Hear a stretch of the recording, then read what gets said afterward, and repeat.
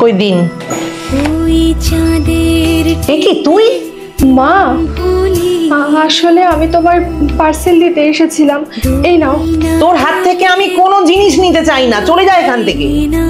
যাচ্ছি, তবে তার আগে শুধু একটা প্রশ্ন করতে চাই।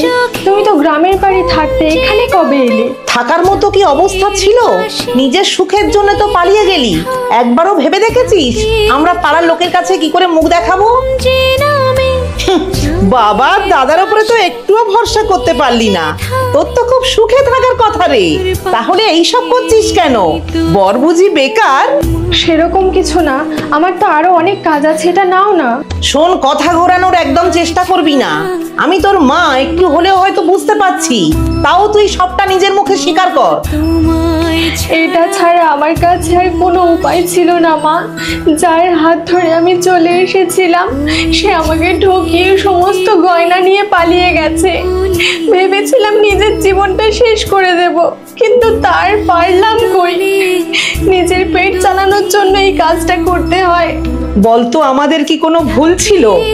বাবা মা হওয়ার যে কত যন্ত্রণা না সন্তানেরা বোঝে না। তোর বাবা তো একদম অসুস্থ হয়ে পড়েছিল, আর দাদা বেটা ছেলে লজ্জায় কতদিন ঘরে বসে থাকবে মুখ লুকিয়ে। তাও পাড়ার লোক বাড়িতে এসে যা না তাই বলে যেত। তাই তো ফ্ল্যাট ভাড়া নিয়ে এখানে আমরা চলে এসেছি। ওরে দিয়া মা, তোকে এই অবস্থায় দেখে মাথা ঠিক নেই, ভুল বুঝিস না। একবার যদি ছেলেটার ব্যাপারে বলতিস, খোঁজ খবর নিয়ে দেখতাম সে তোর কতটা যোগ্য, তাহলে হয়তো আজ এই দিনটা দেখতে হতো না। মাগো, আমি অনেক বড় ভুল করে ফেলেছি, প্লিজ তুমি আমাকে ক্ষমা করে দাও।